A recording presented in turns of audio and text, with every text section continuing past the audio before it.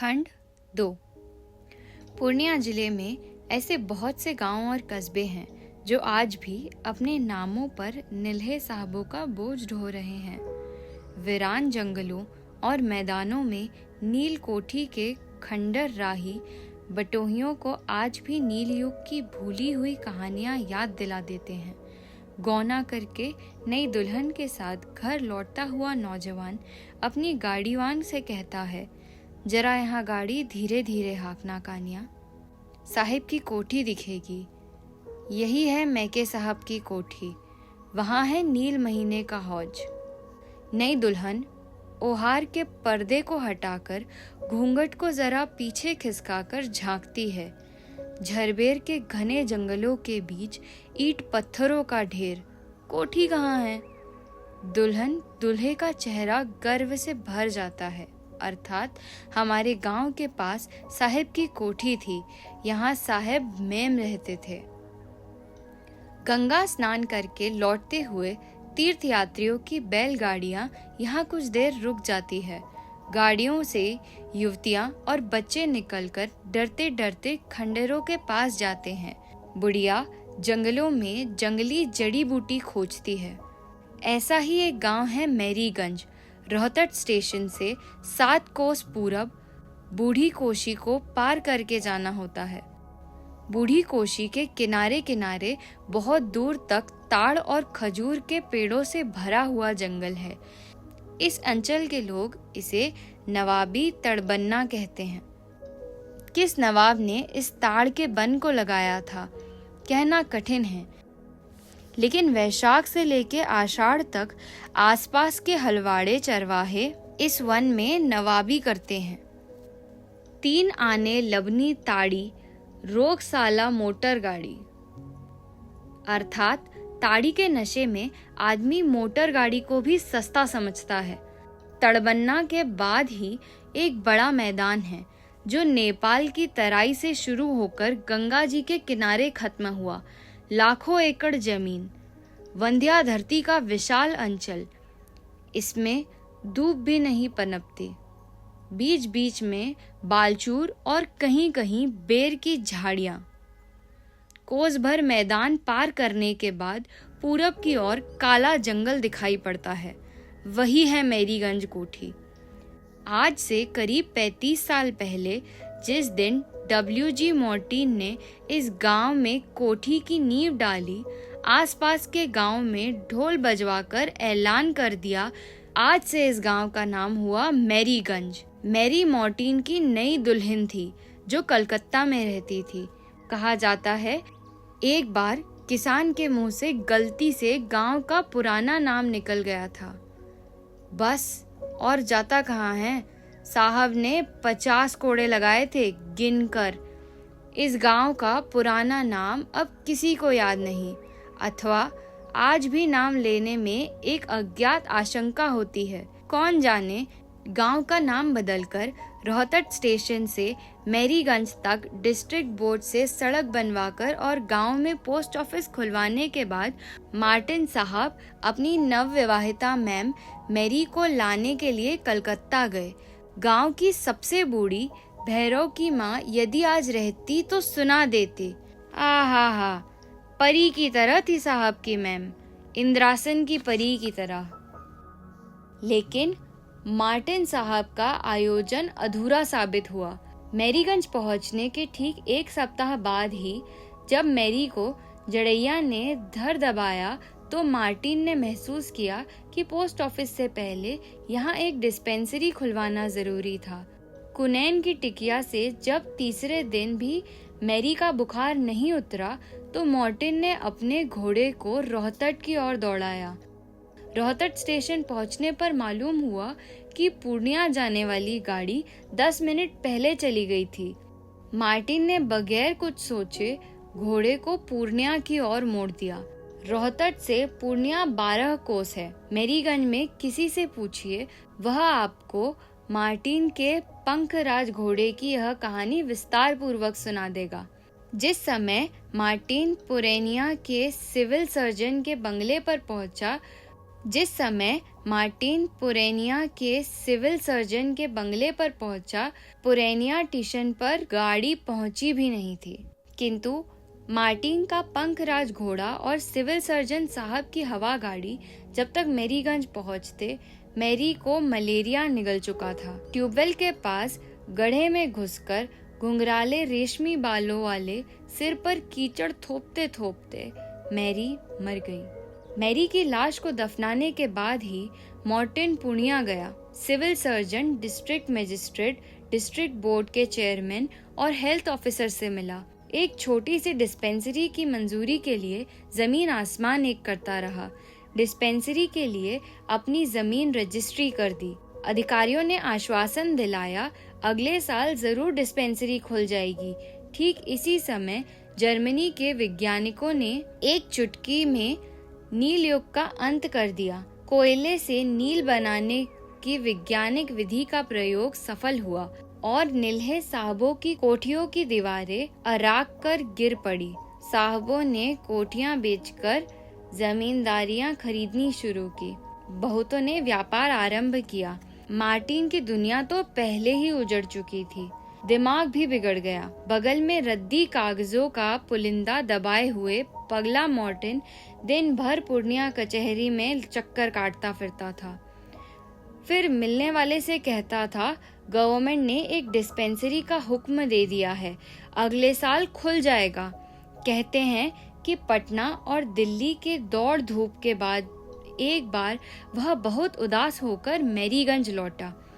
Mary की कब्र पर लेटकर सारा दिन रोता रहा। डार्लिंग, डॉक्टर नहीं आएगा। इसके बाद उसका पागलपन इतना बढ़ गया कि अधिकारियों ने उसे कांके भेज दिया और कांके के पागल खाने में ही उसकी मृत्यु हो गई। कोठी के बगीचे में अंग्रेजी फूलों के जंगल में आज भी मैरी की कब्र मौजूद है। कोठी की इमारत ढह गई है। नील के हौज टूट फूट गए हैं। पीपल, बबूल तथा अन्य जंगली पेड़ों का एक घना जंगल तैयार हो गया है। लोग उधर दिन में भी नहीं जाते। कमली आम का बाग तहसीलदार साहब ने बंदोबस्त में ले लिया है, इसलिए आम का बाग साफ सुथरा है। किंतु कोठी के जंगल में तो दिन में भी सियार बोलता है। लोग उसे भूथा जंगल कहते हैं। ततमा टोले के नंदलाल एक बार ईंट लाने गया। ईंट के हाथ लगाते ही खत्म हो गया। जंगल से एक प्रेतनी निकली और नंदलाल को कोड़े से पीटने लगी, सांप के कोड़े से। नंदलाल वहीं ढेर हो गया, बगुले की तरह उजली प्रेतनी। मैरीगंज एक बड़ा गांव है। 12 बरन के लोग रहते हैं। गांव के पूरब एक धारा है जिसे कमला नदी कहते हैं। बरसात में कमला भर जाती है। बाकी मौसम में बड़े बड़े गड्ढों में पानी जमा रहता है। मछलियां और कमल के फूलों से भरी हुई गड़ें। पौष पूर्णिमा के दिन इन्हीं गड्ढों में कोशी स्नान के लिए सुबह से शाम तक भीड़ लगी रहती है। रौथट स्टेशन से हलवाई और परचून की दुकानें आती है। कमला मैया के महात्म के बारे में गांव के लोग तरह तरह की कहानियां कहते हैं। गांव में किसी के यहाँ शादी ब्याह या श्राद्ध का भोज हो, गृहपति स्नान करके गले में कपड़े का खूंट डालकर कमला मैया को पान सुपारी से निमंत्रित करता था। इसके बाद पानी में हिलोरें उठने लगती थी, ठीक जैसे नील के हौज में नील मथा जा रहा हो। फिर किनारे पर चांदी के थालों, कटोरों और गिलासों का ढेर लग जाता था। गृहपति सभी बर्तनों को गिन कर ले जाता था और भोज समाप्त होते ही कमला मैया को लौटा आता था। लेकिन सभी की नियत एक जैसी नहीं होती। एक बार एक गृहपति ने कुछ थालियां और कटोरे चुरा रखे।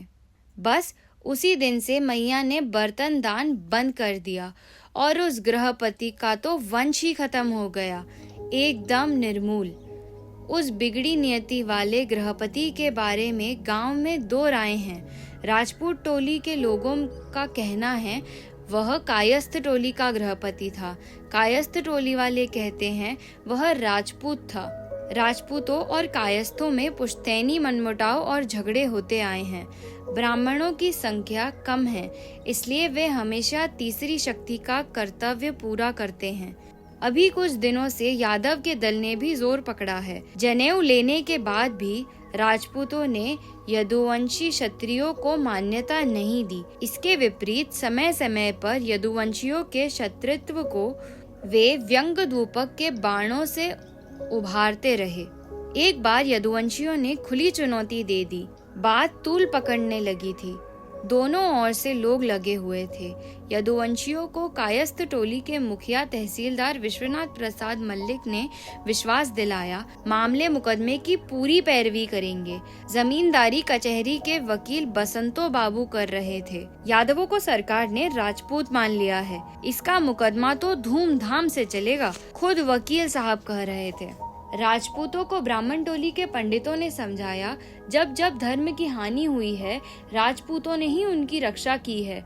घोर कलिकाल उपस्थित है, राजपूत अपनी वीरता से धर्म को बचा लें। लेकिन बात बड़ी नहीं, न जाने कैसे धर्म युद्ध रुक गया। ब्राह्मण टोली के बूढ़े ज्योतिषी आज भी कहते हैं, यह राजपूतों के चुप रहने का फल है कि आज चारों ओर हर जाति के लोग गले में जनेऊ लटकाए फिर रहे हैं। भूमफोड़ क्षत्रिय तो कभी नहीं सुना था। शिव हो, शिव हो। सब गांव में 3 प्रमुख दल हैं, कायस्थ, राजपूत और यादव। ब्राह्मण लोग अभी भी तृतीय शक्ति हैं। गांव के अन्य जाति के लोग भी सुविधा अनुसार इन्हीं 3 दलों में बटे हुए हैं। कायस्थ टोली के मुखिया विश्वनाथ प्रसाद मल्लिक राज पारबंबा के तहसीलदार हैं। तहसीलदारी उनके खानदान में 3 पुश्त से चली आ रही है। इसी के बल पर तहसीलदार साहब आज 1000 बीघा जमीन के एक बड़े काश्तकार हैं। कायस्थ टोली को गांव की अन्य जाति के लोग मालिक टोला कहते हैं। राजपूत टोली के लोग कहते हैं कैथ टोली। ठाकुर राम कृपाल सिंह राजपूत टोली के मुखिया हैं। इनके दादा महारानी चंपावती की स्टेट के सिपाही थे और विश्वनाथ प्रसाद के दादा तहसीलदार। कहते हैं, जब महारानी चंपावती और राज पारबंगा में दीवानी मुकदमा चल रहा था तो विश्वनाथ प्रसाद के दादा राज पारबंगा स्टेट की ओर मिले थे। स्टेट वालों को महारानी के सारे गुप्त कागजात हाथ लग गए और महारानी मुकदमे में हार गई। काशी जाने से पहले महारानी ने राम कृपाल सिंह के नाम अपनी बची हुई 300 बीघा जमीन की लिखापढ़ी कर दी थी। राम कृपाल सिंह कहते हैं कि उनके दादा ने महारानी को एक बार डकैतों के हाथ से अकेले ही बचाया था। इसी के इनाम में महारानी ने दान पत्र लिख दिया था। कायस्थ टोली के लोग राजपूत टोली को सिपैया टोली कहते हैं। यादवों का दल नया है। इनके मुखिया खिलावन यादव को 10 बरस पहले तक लोगों ने भैंस चराते देखा है। दूध घी की बिक्री से जमाए हुए पैसे ही बात जब चारों ओर बुरी तरह फैल गई तो खिलावन को बड़ी चिंता हुई। महीनों तहसीलदार के यहाँ दौड़ते रहे, सर्किल मैनेजर को डाली चढ़ाई, सिपाहियों को दूध घी पिलाया और अंत में कमला के किनारे 50 बीघा जमीन की बंदोबस्त हो सकी। अब तो 150 बीघा की जोत है। बड़ा बेटा सकलदीप अररिया बैलगाछी में नाना के घर पर रहकर हाई स्कूल में पढ़ता है। खिलावन सिंह यादव को लग गया नया मातबर कहते हैं, लेकिन यादव क्षेत्रीय टोली को अब गुआर टोली कहने की हिम्मत कोई नहीं करता। यादव टोली में 12 मास शाम को अखाड़ा जमता है। 4 बजे दिन से ही शोभन मोची ढोल पीटता रहता है। ढाक ढिन्ना।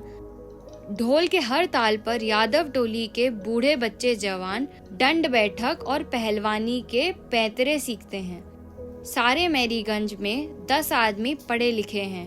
पढ़े लिखे का मतलब हुआ अपना दस्तखत करने के लिए तहसीलदारी करने तक की पढ़ाई। नए पढ़ने वालों की संख्या है 15। गांव की मुख्य पैदावार है धान, पाट और खेसारी। रब्बी की फसल भी कभी कभी अच्छी हो जाती है।